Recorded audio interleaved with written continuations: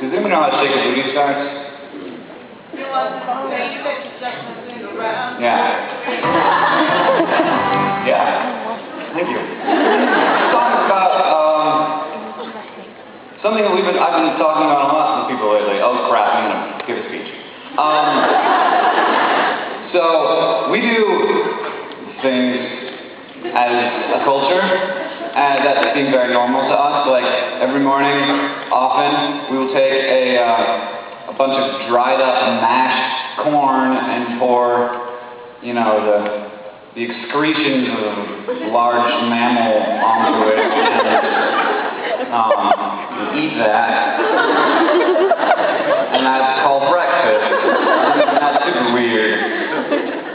Like the Mongols, sorry, I don't know if you do a lot of podcasts about the Mongols. The Mongols would, they had only female horses that they would ride into battle.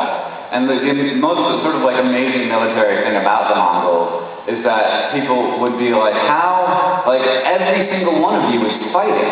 There's no supply train. Like in order to have an army, you have to have people providing the food for that army. And you like have to like bring a herd of goats with you or something, or, you know, weapons and the arrows, because they were archers.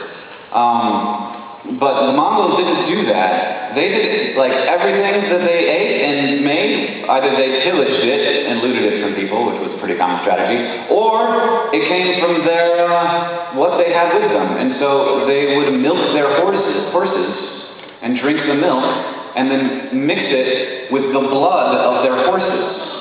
They would cut their horses on the neck and drain their blood a little bit, and pass it up. And that's how a Mongol horde, no wonder you're terrified of this, came across the steppe to your town, just sustained on the milk and blood of horses. So that was normal to them, and that's another sort of terrifying thing about the Mongols, is that there were lots of things that were normal to the Mongols that, like, to the Chinese or, you know, city-based societies that were just insane. Right? Like they believed that washing was a sin. Like not like they were dirty. They believed that like the god of water or whatever would be offended if you used water in that way to just clean your body. That's not what water is for. Water is for rituals and it's for drinking, and that's all. So they were terribly smelly. They only went through maybe 3 sets of clothing in their lives, and people were terrified of this, but that was totally normal for them. Like, and they thought that people washing was disgusting, and like why would you do that to this amazing substance that is the reason why we exist? Put it in your armpits and stuff. That's terrible. Probably because their armpits were more terrible than the average armpit.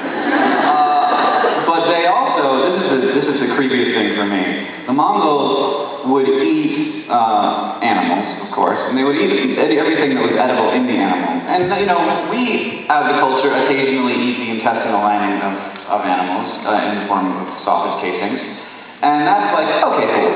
But the Mongols would take the intestines of an animal and without washing it out, they would just squeeze out whatever was in there and then eat that. And so, like, the Chinese were like, these people are not people.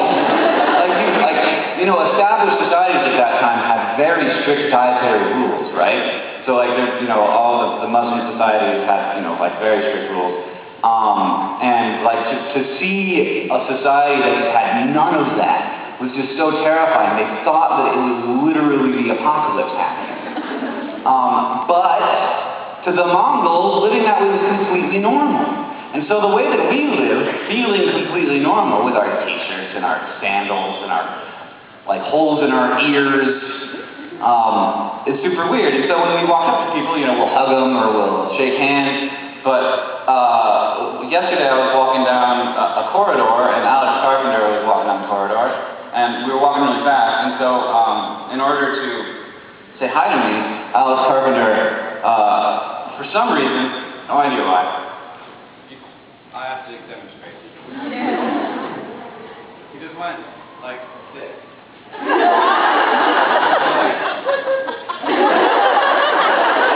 I was like, why don't we just say hi that way? Like, did have a bunch of people walking the street?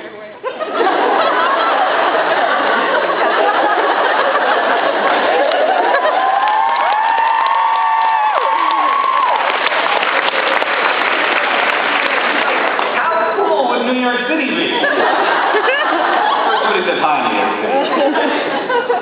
It would be hard if you were driving and you wanted to wave somebody in the car, but that's not something people outside of Montana do. So, or you can just do that.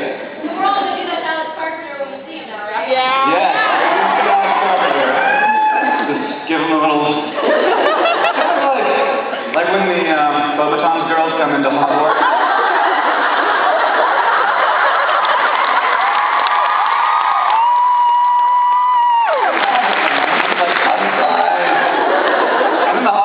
They're just like, oh, we didn't do anything. We didn't prepare a thing. That was the jerk strong guy was like, dragon! The Hogwarts would be like, oh, do you want some pie? I didn't know we were doing a thing. They sang? There was a deleted song. Oh, it's a deleted scene. They sang. That's totally stupid. Dragon? Not even butterflies. So yesterday at the Phantom Actors panel, we talked a little bit about that, about how one person doing something is an insane person. And then, but the most important person, I don't know who said this even. Pamela. It was, yeah, from the Box Project? Yeah. Tala from the Box Project. Is it Tala? Pamela. Pamela. That makes... I knew there was an extra syllable. And the most important person is that second person who says, you're not crazy. This is a thing, and we're going to make this a thing. And the power of Nerdfighter has been the ability to make things things. Like, you know, I launched LeakyCon about Nerdfighter, and like, there's no, like, everybody's like, oh, that's weird. But if there's 10,000 people watching it, it's not weird. It's like, oh, this is a thing. People are excited about it. We're not really individuals as much as like we are, and like I love being me. But we are so defined by all of that, by the way that our society expects, and like our brains are way too complicated to figure it out all by themselves. And so we need that. We need that culture to tell us like how society structures itself. But that doesn't mean that the way society structures itself is the way that it has to be. And so I really like the idea of being stupid and taking weird risks, and like that's terrifying because like defying culture is like one of the most terrifying things you can do, because we're like, it's like almost trying to be something impossible. But I'm super into that, and I think that Nerdfighter is often a lot about that, being weird, and being sort of a cultural mutagenic force. I think that young people are the mutagens of culture, because thanks. You like that? Because like you get sort of stuck in your thing, and you like do things like this is the way they're supposed to be, and then young people have that sort of tendency to question like, is this the way that it has to be? And that's why we tend to be more progressive than conservative. And it's really, without that, it would just be the same thing forever. And if society didn't progress, if it didn't grow, if it didn't become more complex and more understanding, and having a deeper understanding of itself, that would be, I think, a super terrible thing for our world. So, be a mutagen. This song is a little bit about that. That was the longest song